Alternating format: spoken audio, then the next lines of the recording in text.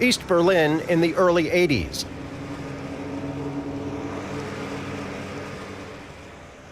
This street leads to West Berlin. Anyone entering this restricted security zone requires special permits, even visitors of the cemetery seen here on the left. It's been closed off since the wall was built.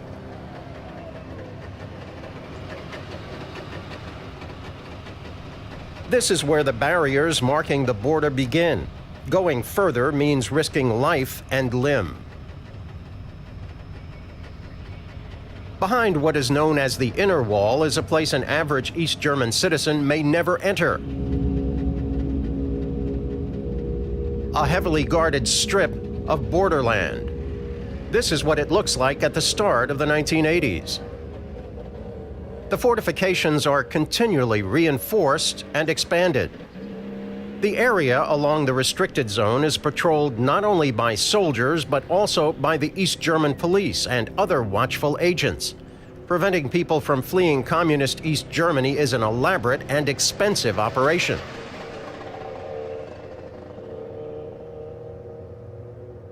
Two soldiers guard a 200-meter stretch of border here. In total, there are 12,000 border troops posted in Berlin.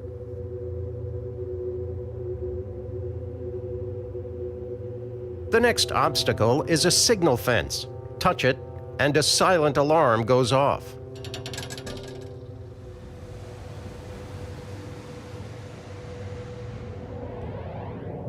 Soldiers in the watchtowers can immediately see where the alarm has been triggered. The would-be escapee doesn't know it, but the guards are already aware of what is happening and where. The guards in the tower can alert other troops along the border and direct their operations. At night, the no man's land around the border is lit up bright as day.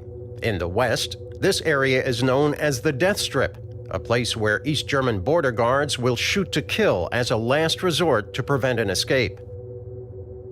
The Berlin Wall claims 136 lives.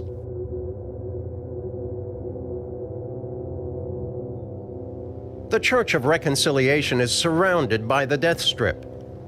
The wall separates the church from its parish, most of which lies in the west. In 1985, the East German regime demolishes the church. One possible reason is that it obstructs the guards' view of the border.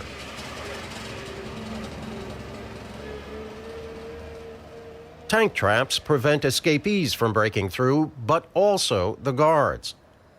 On the other side, a carpet of steel spikes 14 centimeters long seriously wounds anyone who steps on it. East German border guards call it asparagus board. Westerners nickname it Stalinrasen, or Stalin's lawn. The ground is smoothed regularly so that anyone trying to flee across it will leave a mark.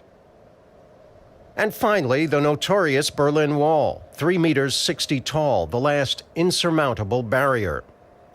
The side of the wall facing West Berlin is still part of East Germany. Openings used by the guards to inspect the other side need 2 separate keys to unlock. One person alone cannot open them.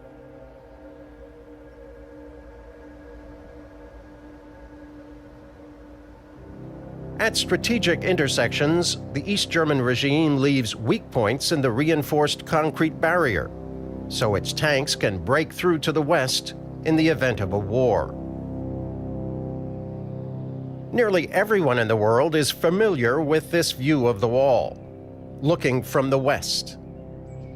Initially, observation platforms are built for West Berlin's police, later for tourists. This view at Bernauerstrasse shows that the sophisticated containment system in Berlin is far more than a wall.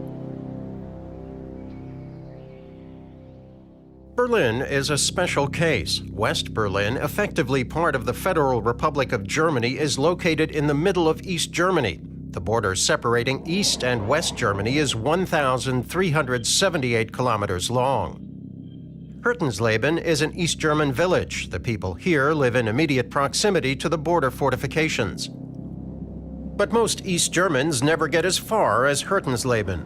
Sentries stop anyone without a permit about 5 kilometers away from the border.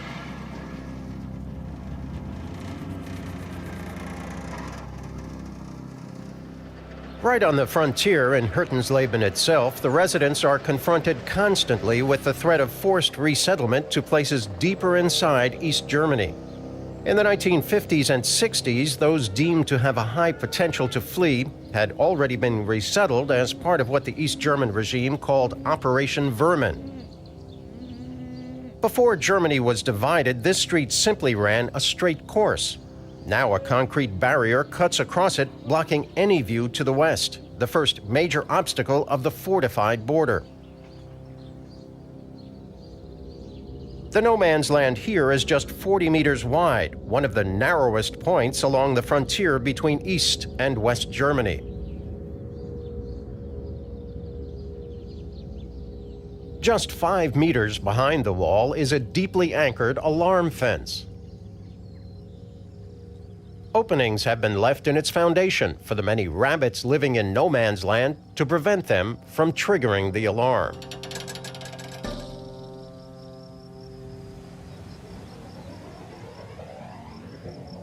Six soldiers stand guard in the watchtowers around the clock. 2 are at the top. The other 4 are posted in quarters below.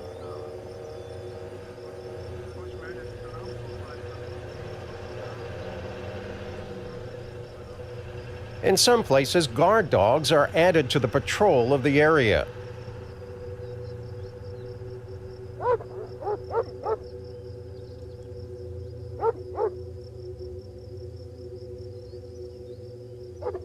A tripwire serves as a further alarm. When a person runs into it, a yellow flare is triggered. The death strip is lit up brightly at night. Live ammunition is fired at anyone trying to flee. Until 1983, landmines along the inner German border are another lethal danger. Past those, another tripwire. When triggered, it fires a red flare to let the border guards know precisely how far an escape attempt has progressed.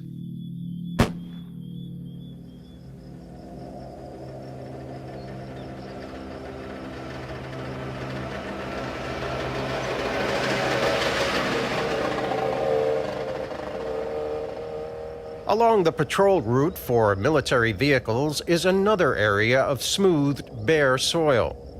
Every footprint can be seen clearly. Tank traps block all vehicles here as well. Concrete barriers are put up only in areas believed to be especially vulnerable. Most places along the inner German border are marked by a fence, 3 meters tall. There are gates where the fence meets the wall. The first few meters on the other side of the barriers are part of East Germany. Only the most reliable soldiers patrol there.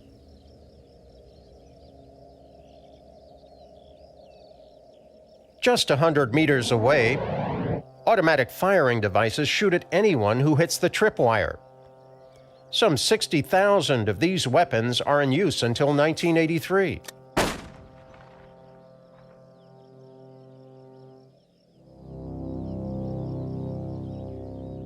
Hundreds of people are killed trying to flee East Germany.